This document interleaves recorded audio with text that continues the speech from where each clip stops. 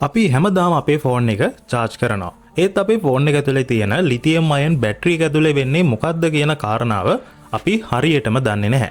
අද මිනිත්තු 2කින් මේ ගැන අපි හරියට තේරුම් ගමු. ඉතින් අපි යමු වීඩියෝ එකට. වර්තමානයේ වෙනකොට ගොඩක්ම ෆෝන් වල එන්නේ ලිතියම් අයන් බැටරි එක.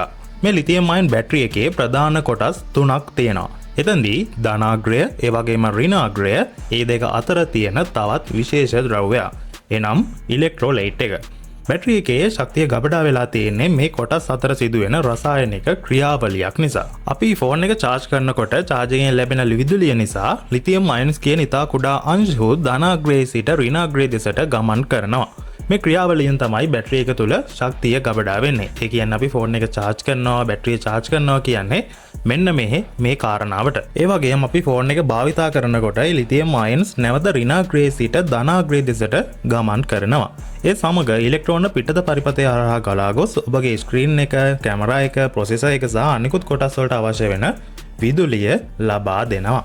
මෙතනදී දැන් සරලව කිව්වොත් ලිතියම් අයන් බැටරි එකක් කියන්නේ ලිතියම් අයන්ස් එක පැත්තකින් අනිත් පැත්තට ගමන් කරමින් ශක්තිය ගබඩා කරලා නැවත නිදහස් කරන උපකරණයක් විදියට දැන් අපිට හඳුන්වන්න පුළුවන් සරලවම.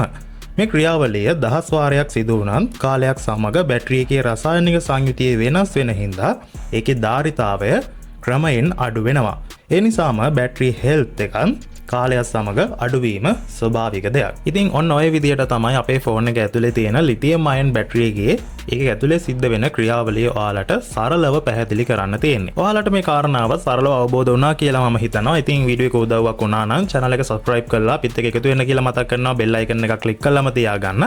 ඒ වගේම වීඩියෝ එක හොඳයි නම් වීඩියෝ එකට like එකක් දාන්නත් අමතක කරන්න එපා. තවත් කාටරි දැනගන්න මේ වීඩියෝ එක share කරන්න ඔයාගේ community එක.